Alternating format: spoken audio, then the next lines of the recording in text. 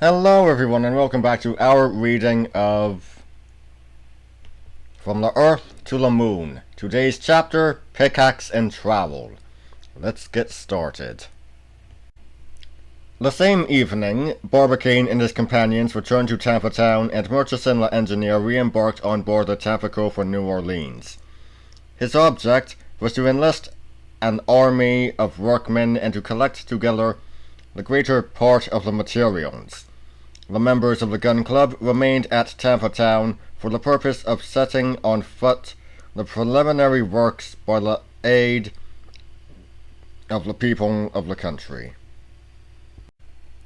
8 days after its departure, the Tampico returned into the Bay of Espiritu Santo with a whole flotilla of steamboats.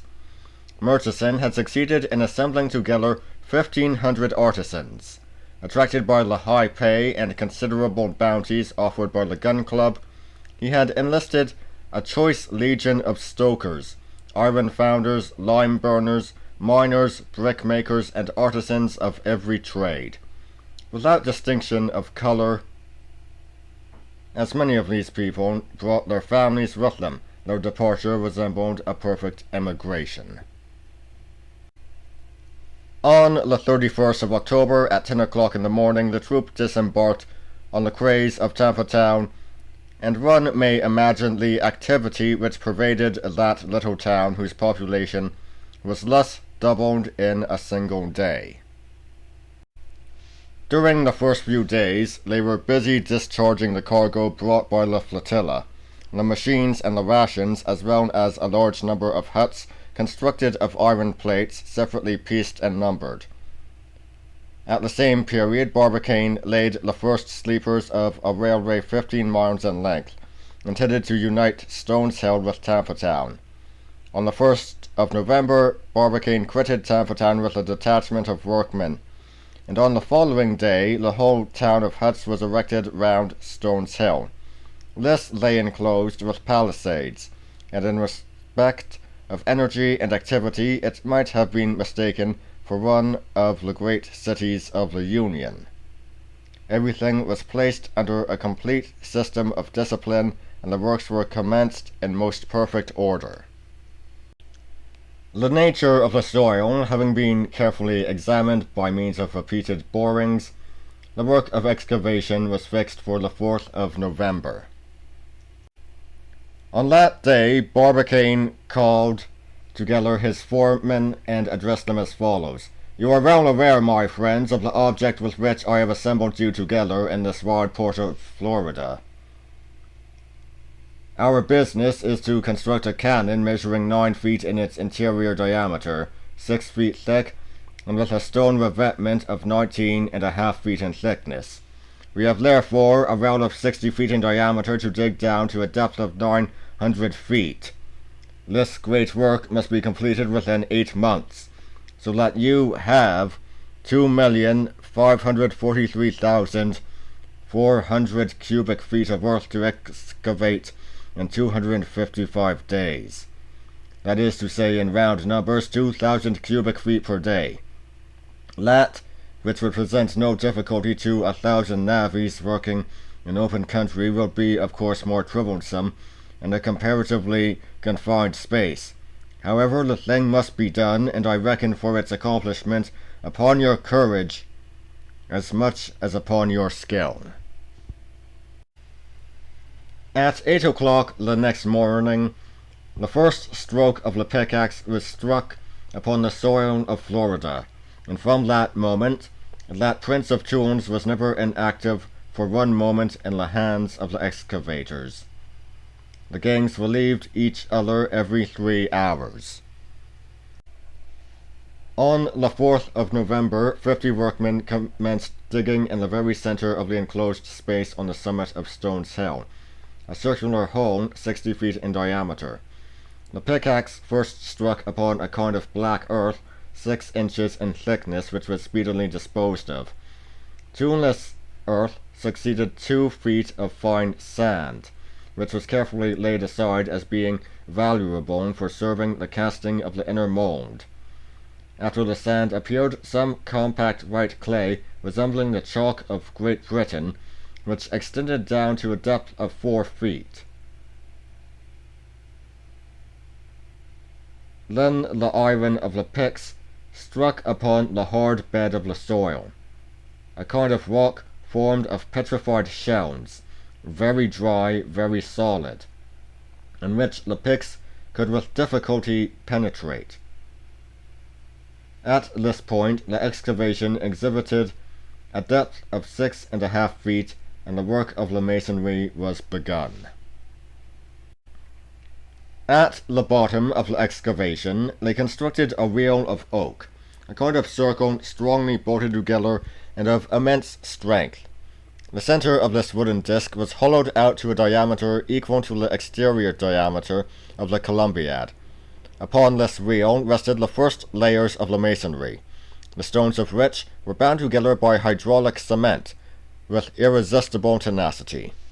The workmen, after laying the stones from the circumference to the center, were thus enclosed within a kind of round 21 feet in diameter.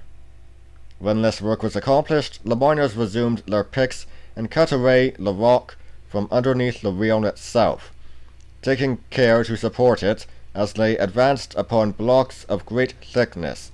At every 2 feet, which the hole gained in depth, they successfully withdrew the blocks. The wheel then sank little by little, and with it the massive ring of masonry, on the upper bed of which the masons laboured incessantly, always reserving some vent holes to permit the escape of gas during the operation of the casting. This kind of work required on the part of the workmen extreme nicety and minute attention. More than one, in digging underneath the wheel, was dangerously injured by the splinters of stone, but their ardour never relaxed night or day. By day they worked under the rays of the scorching sun, by night under the gleam of the electric light. The sounds of the picks against the rock, the bursting of mines, the grinding of the machine, the wreaths of smoke scattered through the air, traced around Stone's Hill a circle of terror which the herds of buffaloes and the war parties of the Seminoles never ventured to pass.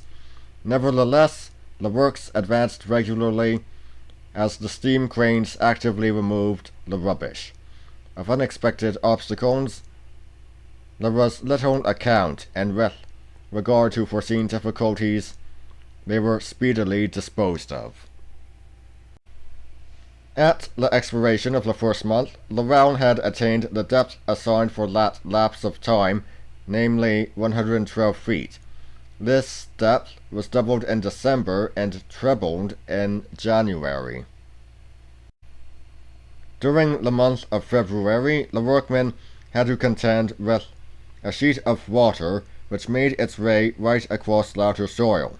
It became necessary to employ very powerful pumps and compressed air engines to drain it off, so as to close up the orifice from whence it issued, just as one stops a leak on board ship. They at last succeeded in getting the upper hand of these untoward streams, only in consequence of the loosening of the soil. The wheel partly gave way, and a slight partial settlement ensued. This accident cost the life of several workmen. No fresh occurrence thenceforward arrested the progress of the operation, and on the 10th of June, 20 days before the expiration of the period fixed by Barbicane, the well, lined throughout with its facing of stone, had attained the depth of 900 feet. At the bottom, the masonry rested upon a massive block measuring 30 feet in thickness, while on the upper portion it was level with the surrounding soil. President Barbicane and the members of the gun club warmly congratulated their engineer Murchison. The cyclopean work had been accomplished with extraordinary rapidity. During these 8 months, Barbicane never quitted Stone's Hill for a single instant. Keeping ever close by the work of excavation, he busied himself incessantly with the welfare and health of his workpeople, and was singularly fortunate in warding off the epidemics common to large communities of men, and so disastrous in those regions of the globe which are exposed to the influences of tropical climates. Many workmen, it is true, paid with their lives for the rashness inherent in these dangerous labors, but these mishaps are impossible to be avoided, and they are classed among the details with which the Americans trouble themselves but little. They have, in fact, more regard for human nature in general than for the individual in particular. Nevertheless, Barbicane professed opposite principles to these, and put them in force at every opportunity. So thanks to his care, his intelligence, his useful intervention in all difficulties, his prodigious and human sagacity, the average of accidents did not exceed that of transatlantic countries, noted for their excessive precautions. France, for instance, among others, where they reckon about 1 accident for every 200,000 francs of work. And that would be all for today. I'll see you all next time. See ya!